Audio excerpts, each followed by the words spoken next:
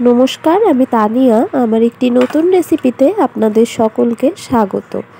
আজ বানাবো নিরামিষ খিচুড়ি। চলুন শুরু করা যাক রেসিপিটা। তার জন্য প্রথমে কড়াই বসিয়ে দিয়েছি। এবার কড়াইতে দিয়ে দেব বেশ খানিকটা সর্ষের তেল। ফোড়নে দেব শুকনো লঙ্কা, তেজপাতা, জিরে, এলাচ, দারচিনি। একটু ভেজে নিয়ে এখন ধুয়ে রাখা মুগ ডাল দিয়ে দেব। মুগ ডালটাকে একটু হালকা করে ভেজে নেব।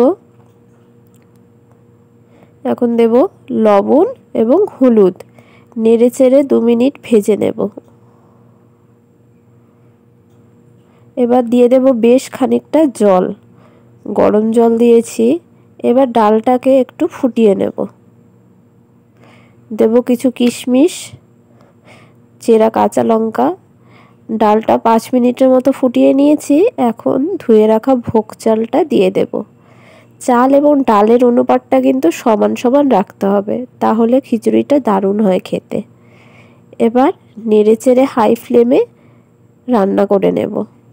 আর খিচুড়িটাকে কিন্তু অনবরত নাড়তে হবে, না হলে লেগে যেতে পারে কড়াইয়ে।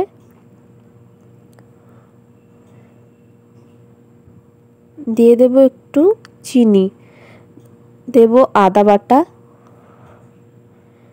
আদাটা তেলে ভেজেও আপনারা দিতে পারেন, তবে নামানোর আগে দিলে সেন্টটা খুব সুন্দর আসে। এখন দেব ভাজা মশলা,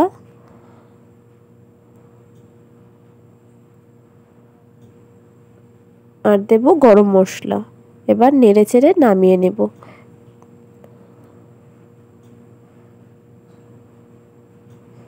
উপর দিয়ে দেব সামান্য ঘি, তাহলে সেন্টটা খুবই সুন্দর আসে। আমাদের খিচুড়ি তৈরি একদম। আশা করছি রেসিপিটা আপনাদের ভালো লেগেছে। ভালো লাগলে লাইক এবং কমেন্ট করতে কিন্তু ভুলবেন না।